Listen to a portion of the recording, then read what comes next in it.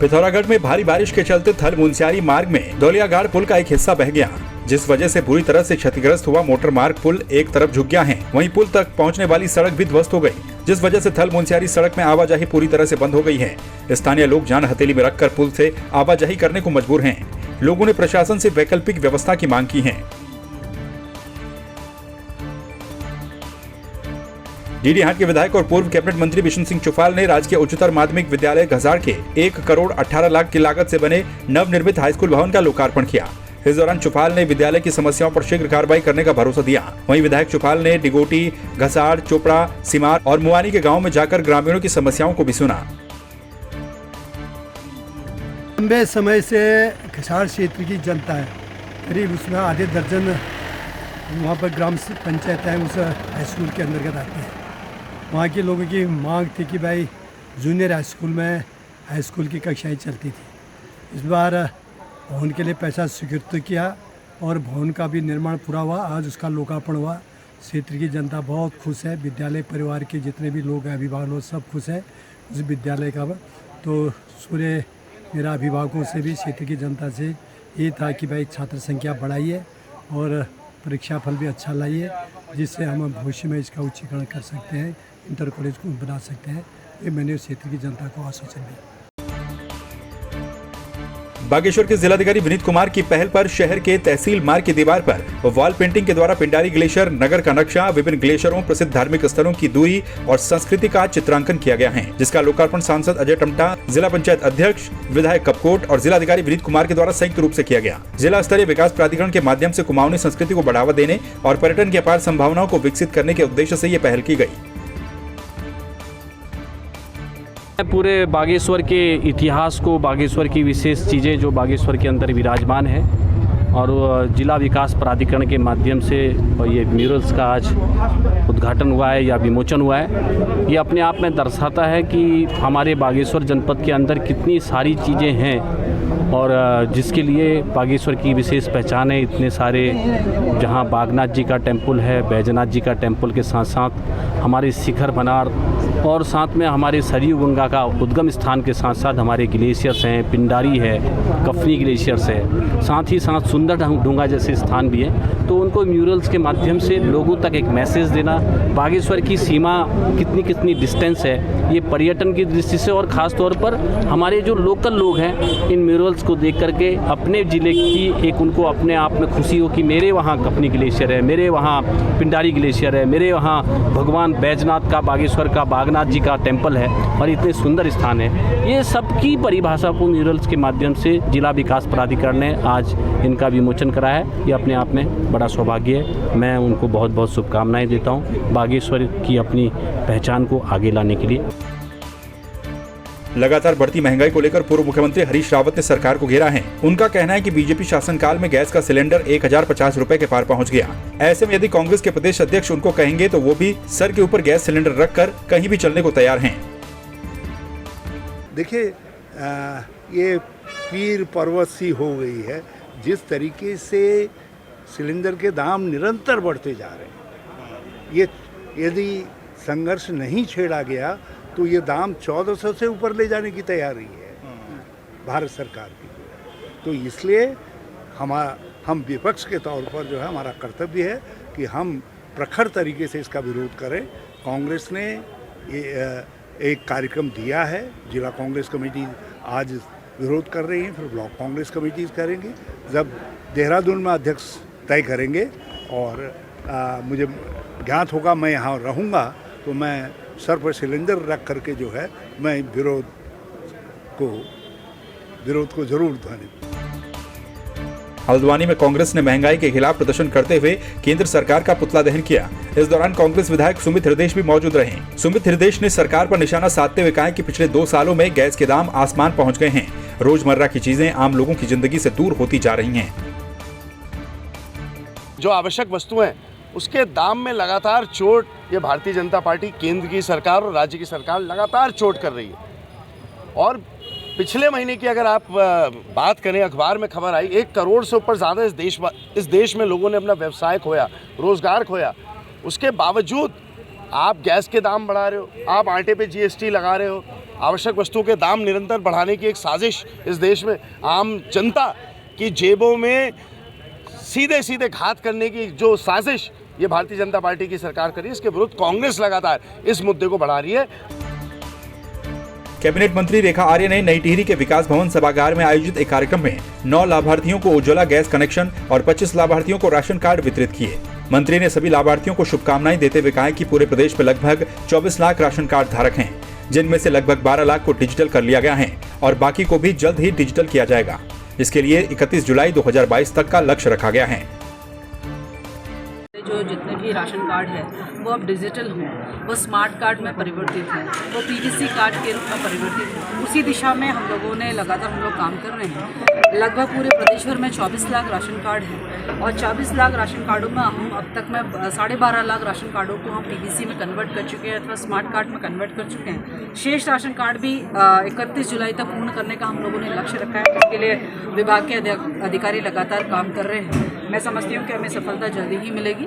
और PVC card का आज बहुत सारी महिलाओं को जो हमारे राशन कार्ड धारक हैं, चाहे वो गुलाबी हो, सफ़ेद हो, पीले हो, तीनों कैटेगरी में सभी को जो है पीवीसी कार्ड वितरित किए गए हैं अपने इस टिहरी जनपद में। निश्चित रूप से ये जो स्मार्ट कार्ड है उनको कैरी करने में आसान है। स्मार्ट कार्ड फटने की कहीं कोई चिंता नहीं है। स्मार्ट कार्ड में एक यूनिक नंबर है जो कि उसके पहचान के रूप में काम करेगा। टिहरी में पूर्व पर्यटन मंत्री और उत्तराखंड जन एकता पार्टी के केंद्रीय अध्यक्ष दिनेश धनई ने पिछले दिनों आग बुझाते हुए अपनी जान गंवाने वाले वन श्रमिक सत्येंद्र सिंह पंवार के परिजनों को प्रदेश सरकार के द्वारा 25 लाख की मुआवजा धनराशि दिलाए जाने की मांग की है। उन्होंने सत्येंद्र को शहीद का दर्जा दिए जाने की भी मांग की। जंगल में लगी भीषण आग को बुझाने के लिए पहुंचे वन श्रमिक सत्येंद्र सिंह पंवार की आग की चपेट में आने से मौत हो गई थी। लामकोट निवासी सत्येंद्र पंवार जो आग को बुझाते बुझाते शहीद हुए हैं, उनके लिए, उनके परिवार का भरण पोषण के लिए और उनकी जो मृत्यु हुई है उसके संबंध में मैंने आज ये प्रेस वार्ता बुलाई कि उनको, उसके परिवार को उचित मुआवजा दिया जाए, उनकी पत्नी को रोजगार दिया जाए और उनको शहीद का दर्जा दिया जाए। इन 3 मांगों को लेकर मैं वन मंत्री से मैंने आग्रह किया। रामनगर में शुक्रवार को बरसाती नाले में बहने से हुए दर्दनाक हादसे का जायजा लेने के लिए एसएसपी पंकज भट्ट और जिलाधिकारी धीरज सिंह गबरियाल रामनगर पहुंचे, जहां उन्होंने घटनास्थल पर जाकर मौका मुआयना किया। जिलाधिकारी ने कहा कि बरसात के समय में नदी नाले उफान पर आ जाते हैं, ऐसे में नदी नालों को संयम रखते हुए पार करना चाहिए। उन्होंने कहा कि अगर ड्राइवर ने जल्दबाजी न की होती तो 9 लोगों की जान बच जाती। अभी इसमें चेक किया जा रहा है क्योंकि उसके रजिस्टर की छानबीन की जा रही है, उसकी जो सीसीटीवी फुटेज है उसको चेक किया जा रहा है और उसमें अगर कोई भी अनियमितता पाई जाएगी तो रिजॉर्ट के खिलाफ कार्रवाई की जाएगी। क्योंकि सुबह अर्ली मॉर्निंग 5:30 बजे की घटना हुई है, वो रिजॉर्ट से निकले थे और अगर रिजॉर्ट में वो टिके थे तो उनकी क्या एंट्री की गई है या नहीं है और सीसीटीवी फुटेज में किस प्रकार से वो यहाँ रहे हैं उसका स्पष्ट रूप से दिखाई। लगभग 5:30 बजे की घटना है और प्रत्यक्षदर्शी का वो ये भी कहना है कि उनके मना करने के बावजूद भी वो ड्राइवर द्वारा रफ्ता पास करने की कोशिश की और लास्ट में जब रफ्ता ख़त्म करने वाला था उस समय तेज़ बहाव की वजह से वो गाड़ी पलट गई और इसमें लगभग 9 लोगों की डेथ हो गई। इन 9 लोगों में 2 की शिनाख्त हमारी हो चुकी है, जिसमें 6 महिलाएं और 3 पुरुष हैं और जो गाड़ी है वो पंजाब की है और उनके रिश्तेदार भी यहाँ पे चल चुके हैं।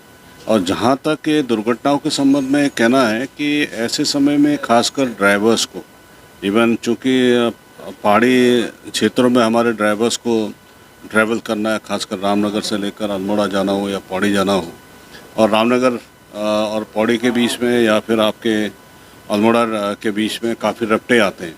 तो हमारा यही कहना है कि ड्राइवर्स को कम से कम एहतियात बरतनी चाहिए। जब पहाड़ों में बारिश हो रही है और अगर आपको लग रहा है कि नालों में, रफ्तों में पानी है तो किसी भी दशा में क्रॉस करने की ज़रूरत नहीं है। और प्रिकॉशन के लिए हम लोग ऑलरेडी हम लोगों ने जितने भी बैरियर्स हैं वहाँ पे ड्यूटियाँ लगा रखी हैं, अगर रफ्ता आता तो वहाँ पे न जाए। रामनगर कोसी बैराज के अप स्ट्रीम में भंडारी गुफा की तरफ हुए भूमि कटाव से स्थानीय लोगों में डर का माहौल बना हुआ है। पिछले वर्ष यहां आई बाढ़ ने तबाही मचाई थी। ऐसे में अगर कोसी नदी रुद्र रूप में आती है तो कोसी नदी का पानी हल्द्वानी रामनगर राष्ट्रीय राजमार्ग का कटाव करते हुए नलकूप कार्यालय, कैनाल कॉलोनी जैसे कई क्षेत्रों में जा सकता है। जो बैराज के अप स्ट्रीम में दाहिने पार्श्व में पिछली बारिश से कोसी द्वारा कटाव कर दिया गया है। जो एक थोड़ा सा नाजुक पॉइंट बन चुका है, उसके लिए हमने एक योजना तैयार की गई है। वो 221 लाख की पुराने रेट के हिसाब से थी, जिसकी TAC हो चुकी है, और अब वर्तमान में नए रेट के हिसाब से वो 265 लाख की तैयार हो चुकी है। इसमें धनावंटन होने पर ये कार्य करा दिया जाएगा, जिससे ये समुचित दाएं पार्श्व में जो भी कॉलोनीज़ है उससे नीचे भी जो पोर्शंस है वो प्रोटेक्ट हो जाएगा। बेरीनाग के थल में सोरघाटी सस्ता गल्ला कल्याण समिति के यूनियन और थल, मुआनी और पांकू सस्ता गल्ला विक्रेता संगठन की महत्वपूर्ण बैठक आयोजित की गई, जिसकी अध्यक्षता सोरघाटी सस्ता गल्ला कल्याण समिति के जिलाध्यक्ष मनोज पांडे ने की। बैठक में 4 विषयों पर चर्चा की गई। विक्रेताओं ने विभाग और सरकार के खिलाफ प्रदर्शन करते हुए उनसे मांगों पर जल्द कार्रवाई करने को कहा। हमारी जो मुख्य मांग है, शासन प्रशासन के द्वारा या विभाग के द्वारा जो हम लोगों को राशन दिया जाता है वो पूरा नहीं दिया जाता है, कि बिना तोले अनुमानित राशन दिया जाता है, जो दुकान में ले जाके अंतिम ग्राहक तक पहुंचाना हम लोगों के लिए सबसे बड़ी समस्या है। हमने मार्केट से खरीद के भी उन लोगों तक ये राशन पहुंचाना पड़ता है। इसके अलावा शासन द्वारा हमें इंटरनेट द्वारा काम करने के लिए बाध्य किया जा रहा है और हमें 1 रुपये का भी नेट खर्चा नहीं दिया जाता है। तो हमारी अनेक मांगें हैं। हमारी सबसे जो मुख्य मांग है वो मानदेय की है। अगर सरकार या विभाग हमें जो है एक न्यूनतम मानदेय भी दिया जाए, हमसे सारा काम सरकारी कर्मचारी की तरह किया जाता है और हमें 1 रुपये का भी कहीं से कहीं तक पैसा नहीं दिया जाता है। तो इस स्थिति में हम कैसे अपने परिवार को आगे इस काम को कर पाएंगे, कैसे अपना परिवार पालेंगे? हमारे सामने ये सभी समस्याएं हैं। इन्हीं समस्याओं को लेकर आज हमने थल में एक बैठक करी। पौड़ी कोटद्वार रोड पर परसुंडा खाल के पास 2 वाहनों की आपस में भिड़ंत हो गई। दुर्घटना में दोनों वाहनों में सवार 7 लोग घायल हो गए। घायलों को 108 की मदद से जिला चिकित्सालय पौड़ी लाया गया, जहां घायलों का उपचार चल रहा है। वहीं सीओ सदर प्रेमलाल टमटा के द्वारा जिला चिकित्सालय पहुंचकर घायलों का हालचाल भी जाना गया। अज्ञात व्यक्ति द्वारा जो है मोबाइल से बताया गया DCR को कि यहाँ पर 2 गाड़ी आपस में टकरा गई है, जिससे हमारे सूचना मिलने पर हमारे द्वारा तुरंत जो है हाईवे पेट्रोलिंग कार को भेजा गया और उसमें जो घायल व्यक्ति हैं उनको जो है हॉस्पिटल लाया गया, जिनका उपचार चल रहा है। और अभी 2 व्यक्ति और हैं जो ज़्यादा गंभीर स्थिति में, अभी उनको भी लाया जा रहा है। तो इलाज चल रहा है। जो डॉक्टर है ऑर्थोपेडिक इलाज कर रहे हैं और शेष जो सभी टीम डॉक्टर भी लगे हैं। कोई ऐसा गंभीर घायल ज़्यादा नहीं है, नॉर्मल रूप से सब 7 पेशेंट्स आए हैं जिनका रोड ट्रैफिक एक्सीडेंट में कुछ चोटें लगी हैं। इतनी ज्यादा कोई गंभीर चोटें नहीं है, हल्की फुल्की चोटें हैं जिनका हम डिस्ट्रिक्ट अस्पताल पौड़ी में इलाज कर रहे हैं। सारे पेशेंट्स की एक्सरे और CT की जांचें करा दी गई हैं और जिनके फ्रैक्चर हैं उनका प्लास्टर लगा दिया गया है। जिनके टांके आने थे उनके टांके लग चुके हैं। ऐसी कोई ज्यादा दिक्कत वाली तो चोटें नहीं आई हैं, पर हम 1 दिन के लिए पेशेंट को भर्ती करके रखेंगे, ऑब्जर्वेशन में रखेंगे।